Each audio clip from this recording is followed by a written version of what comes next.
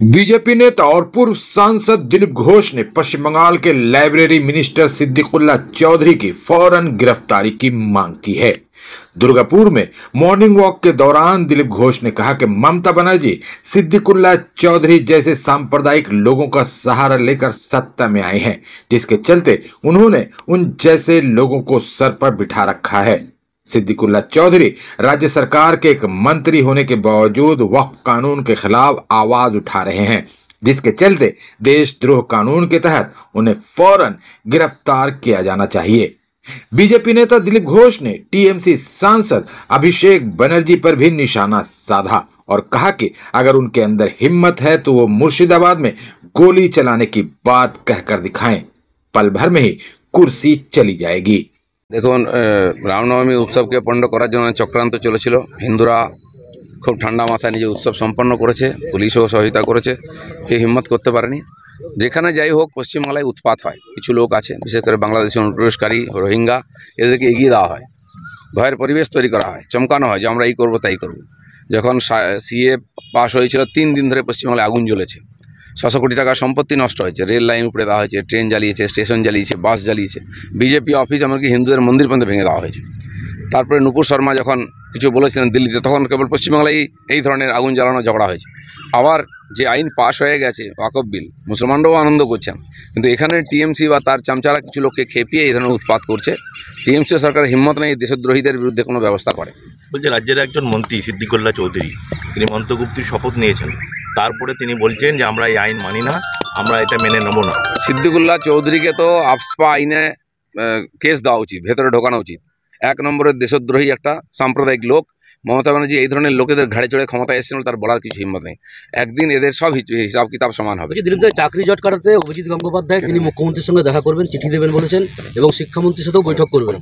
অবশ্যই চেষ্টা করে, সবাই মিলে চেষ্টা করা উচিত। এই যে 18,000 যোগ্য শিক্ষক, যারা সবচেয়ে ভালো স্টুডেন্টরা, বহু লোক গোল্ড মেডেল পেয়েছেন, তার মধ্যে তাদের চাকরি খেয়ে নেওয়া হয়েছে। 8,000 ভুয়ো লোকের কাছ থেকে চাকরি টাকা নেওয়া হয়েছে বলে এদের ভবিষ্যৎ অন্ধকারে ফেলেছেন মমতা ব্যানার্জি আর তার পার্টির লোকেরা। সেই জন্য জাস্টিসও জানেন, কেস লড়ছেন জানেন, এবং ইনারা ডকুমেন্ট নিয়ে ঘুরছেন। এই 18,000 লোক যে যোগ্য প্রার্থী, তাদের এমআই যে এমআর যে লিস্ট আছে, ওএমআর সিট, সেটা ওনাদের কাছে আছে, সেটা ভেরিফিকেশন করে আগে ওদের চাকরি দেওয়া হোক, তারপরে যাদের কাছ থেকে টাকা নিয়েছে, যারা নিয়েছে তাদের হিসাব হবে। 22 সালে সেপ্টেম্বর মাসে আপনারা যখন লালবাজার ঘেরাও করেছিলেন, তখন পুলিশের গাড়ি জ্বালানো হয়েছিল, পুলিশ কর্মীরা আহত হয়েছিল, এবং অভিষেক ব্যানার্জি এসএস ক্যাম্পে গিয়ে দেখতে গিয়ে পুলিশ অফিসারকে বলেছিলেন যে আমি থাকলে এই কপালের এই জায়গায় গুলি করতাম। মুর্শিদাবাদের রঘুনাথগঞ্জে পুলিশের আহত হয়েছে। এখন কি অভিষেক ব্যানার্জির রক্ত ঠান্ডা হয়ে গেল এই 30-25 বয়সে? এত গরম থাকলে যাও মুর্শিদাবাদে, গুলি চালাও। তোমরা সব কাপুরুষ, তোমাদের গুলি চালানোর ক্ষমতা নেই। ভদ্রলোকেদেরকে, শান্তিপ্রিয় লোকেদের চমকাও। তোমাদের দম নেই, তাহলে কালকে সিংহাসন চলে যাবে, ভিখারি হয়ে যাবে, রাস্তায় এসে যাবে। সৌগত বন্দ্যোপাধ্যায়কে বলা হচ্ছে, সৌগত রায়কে বলা হচ্ছে যে নারদার চোর, আর সৌগত রায় পাল্টা কল্যাণ ব্যানার্জিকে বলছে যে ব্যর্থ আইনজীবী। আমরা কি বলেছিলাম? পিসি চোর, ভাইপো চোর, টিএমসির সবাই চোর।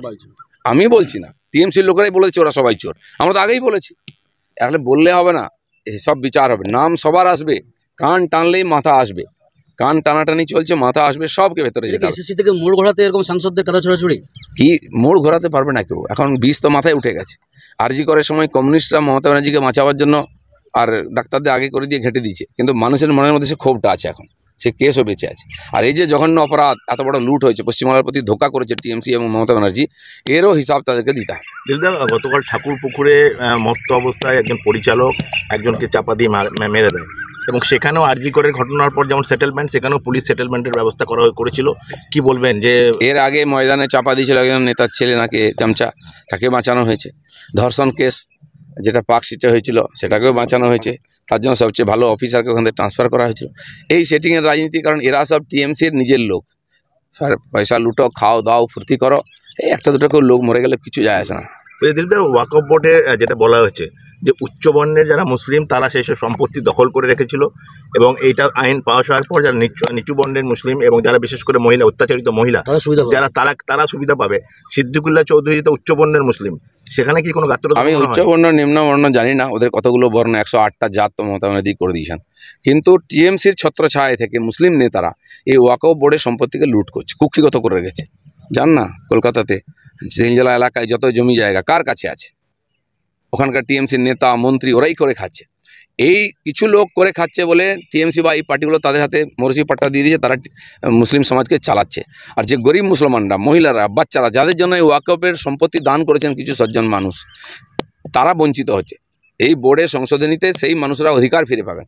মুসলিম সমাজ খুশি আছে, কিন্তু যাদের স্বার্থহানি হবে, যাদের কুক্ষিগত করা সম্পত্তি চলে যাবে, তারা বিরোধিতা করছে। এটা বেশি দিন টিকবে না।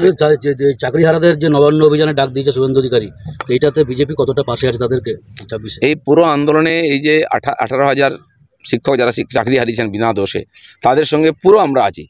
তাদেরকে ডিসিশন নিতে হবে, কী করবেন, আমরা সহযোগিতা করার জন্য আছি।